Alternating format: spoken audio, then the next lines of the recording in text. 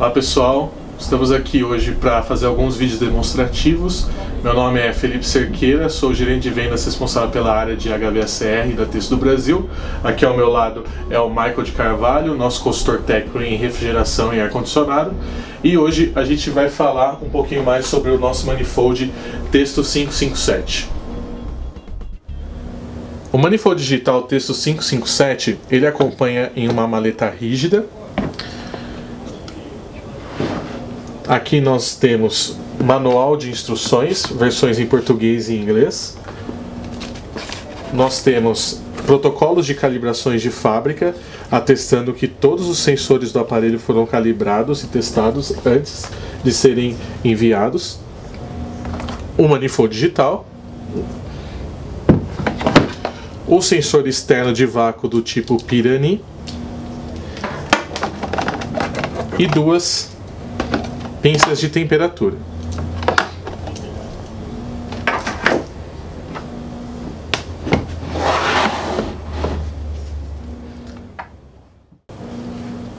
Bom, primeiramente nós conectamos as sondas de temperatura ao manifold.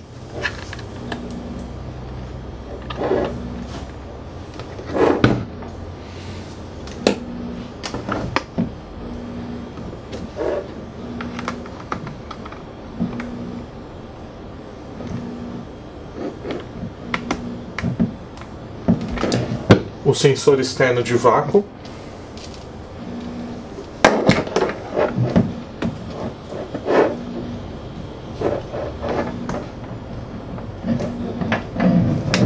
E ligamos o aparelho pressionando esse botão.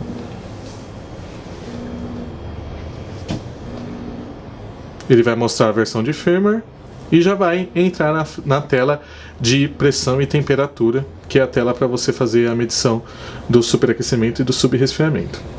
Aqui na tela, os primeiros valores que ele vai mostrar é a temperatura de evaporação do gás, referenciada ao gás refrigerante que está selecionado no momento, que aqui está o R410A, a temperatura de condensação do fluido refrigerante, vai te dar a pressão de baixa, a pressão de alta.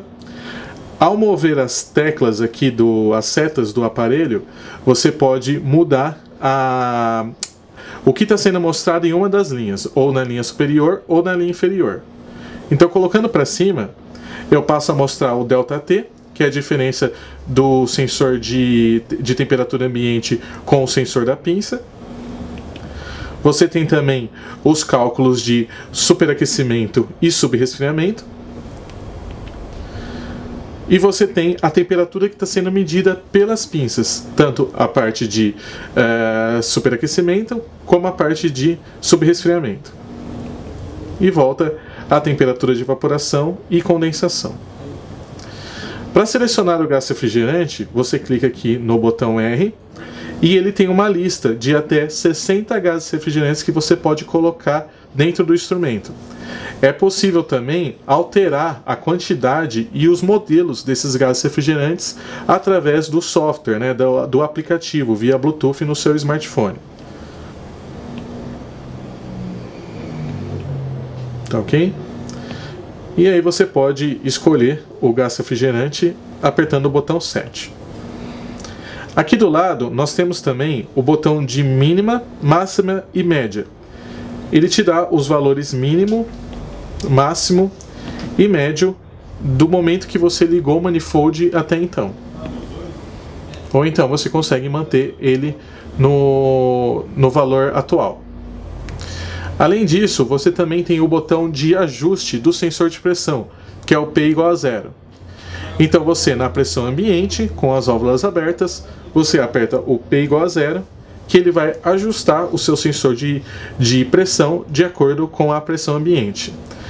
Temos também aqui o botão de iluminação do display, onde você consegue ter uma visualização dos valores de uma forma mais fácil.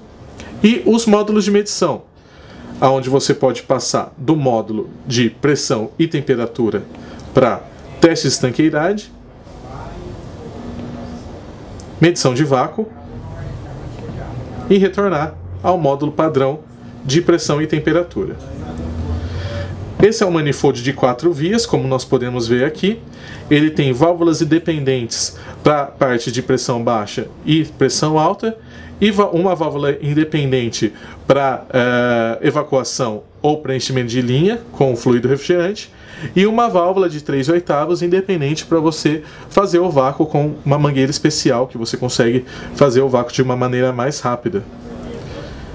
E é isso. Agora nós vamos mostrar aqui no sistema de ar-condicionado como prosseguir com o superaquecimento, o teste de vácuo e demais medições que a gente pode fazer com esse manifold. Vamos fazer esse teste utilizando o nosso Testo 557. Nesse teste nós iremos demonstrar como se faz a evacuação, como se faz o teste de estanqueidade e como se faz o teste de superaquecimento dessa máquina. Tá? Estamos utilizando aqui um equipamento Highwall, ar-condicionado inverter, 9000 BTUs, modelo quente e frio. O que vamos fazer aqui agora é a demonstração do teste de estanqueidade do Testo 557. Apertando a tecla Mode, você terá no display aqui o teste de estanqueidade como primeira opção. No momento ele mostra para nós a pressão atual.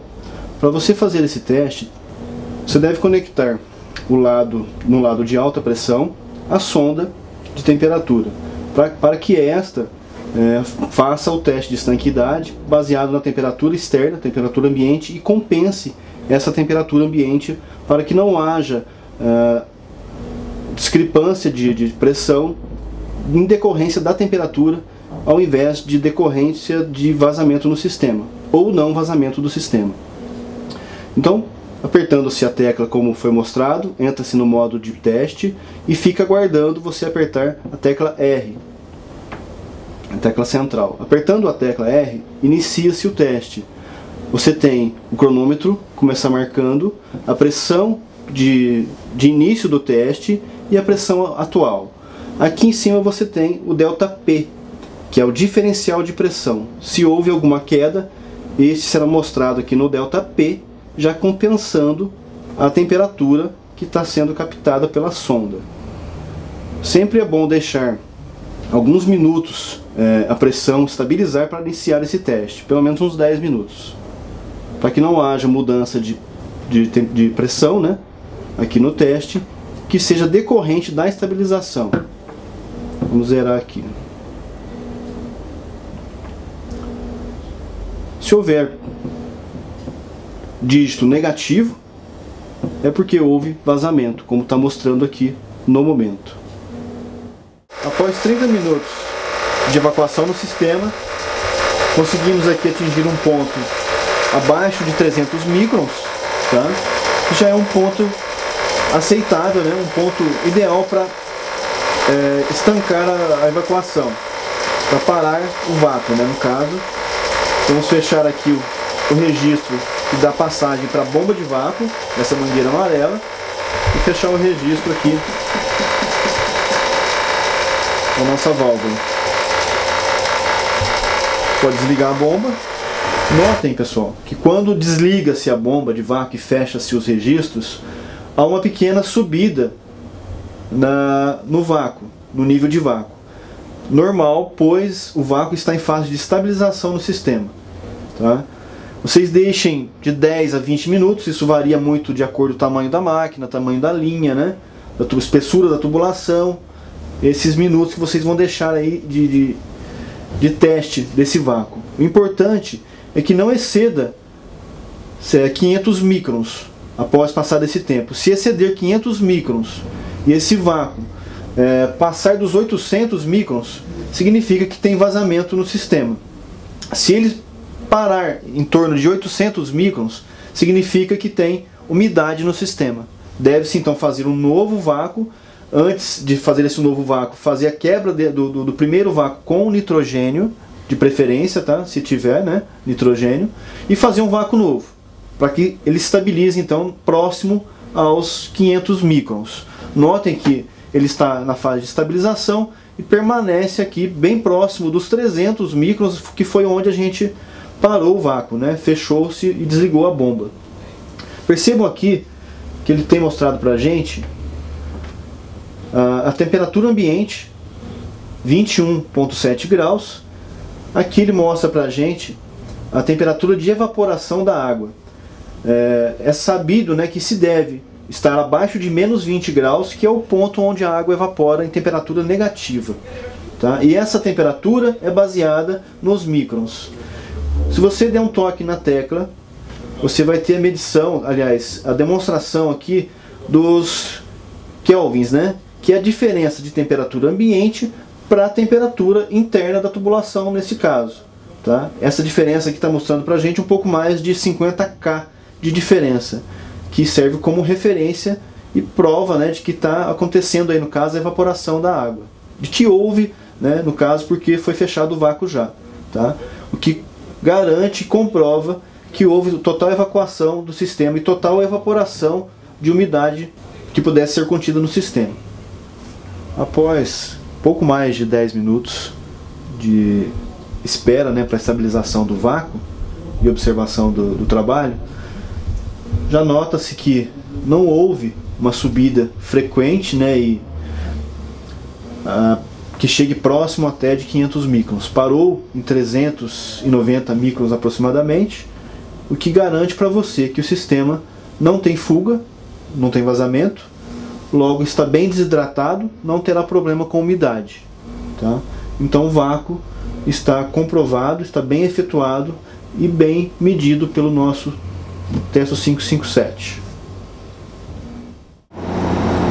Observe que a sonda do lado de alta pressão não está conectada porque esse modelo de aparelho de ar-condicionado, por ser de pequeno porte, não nos permite a medição de subresfriamento, não se fazendo então necessário para este caso.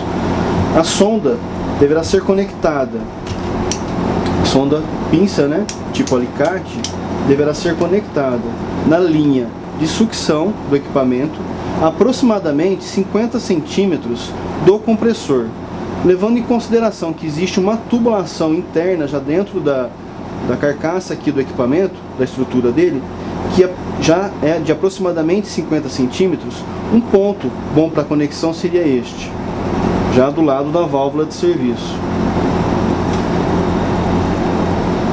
No display do equipamento, você pode observar que está sendo mostrado para nós a pressão em PSI, pressão de baixa pressão, da linha de sucção. Ao pressionar a tecla, você terá mostrando aqui a temperatura de evaporação do fluido, que no caso está a 0,6 graus. Novamente apertando a tecla, você terá a temperatura da sonda, que está plugada na tubulação. Apertando novamente a tecla, aí sim você terá a medição do superaquecimento. Para um aparelho de ar-condicionado inverter, que no caso utiliza o fluido refrigerante R410A, que está selecionado aqui no alto da tela, uma faixa aceitável de superaquecimento é entre 3 e 11 K, 3 e 11 Kelvin. Notem que já está próximo dessa faixa. Deverá se deixar um tempo para poder se alcançar a faixa de superaquecimento. Se após aproximadamente 30 minutos o ambiente já estiver refrigerado e mesmo assim não estiver atingido a faixa de superaquecimento, você deverá ajustá-lo. De que forma? Se o superaquecimento estiver acima de 11, você deve adicionar fluido. Se estiver abaixo de 3, você deve retirar fluido.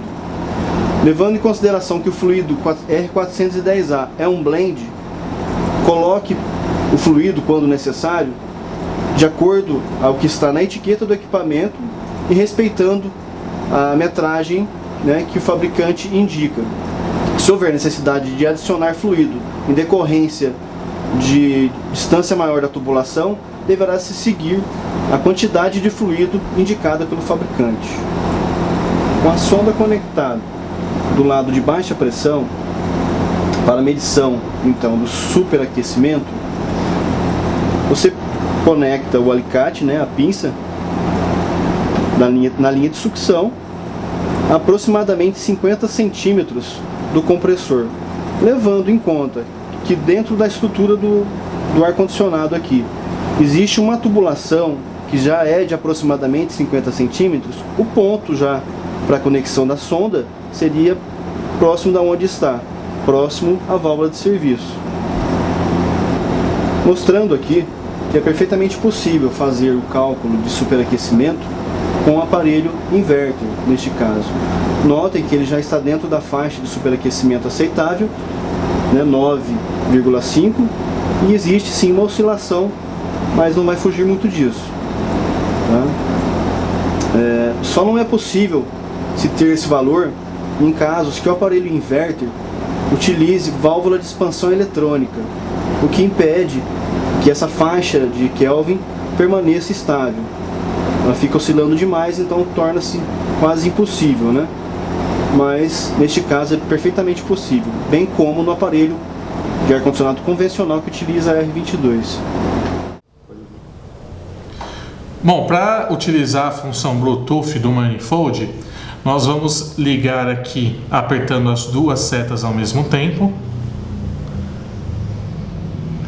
Você vai perceber que vai começar a piscar um símbolo de Bluetooth aqui. E aí você vai para o seu dispositivo móvel, que pode ser um tablet ou um smartphone.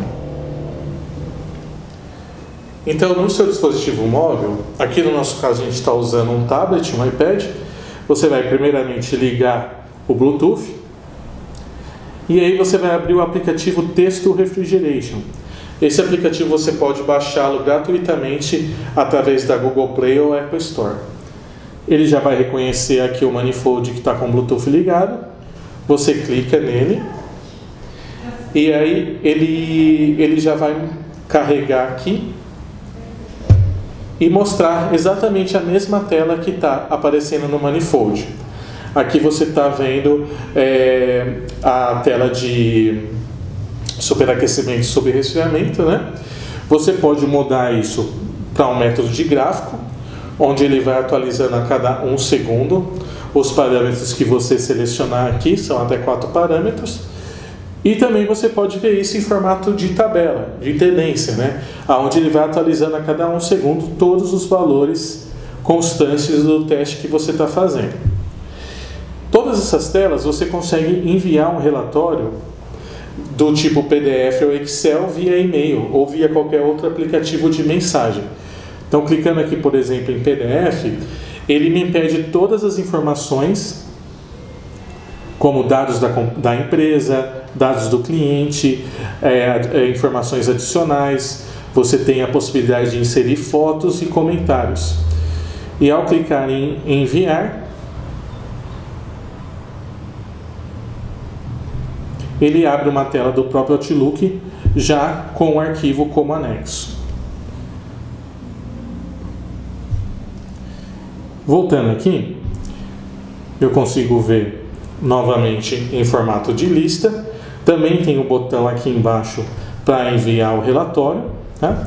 E no próprio aplicativo aqui eu posso selecionar diversas configurações que são transferidas diretamente para o manifold. Como por exemplo aqui, eu posso ter a tela de ar-condicionado e refrigeração, que ela vai mostrar exatamente a tela de superaquecimento e sobreresfriamento.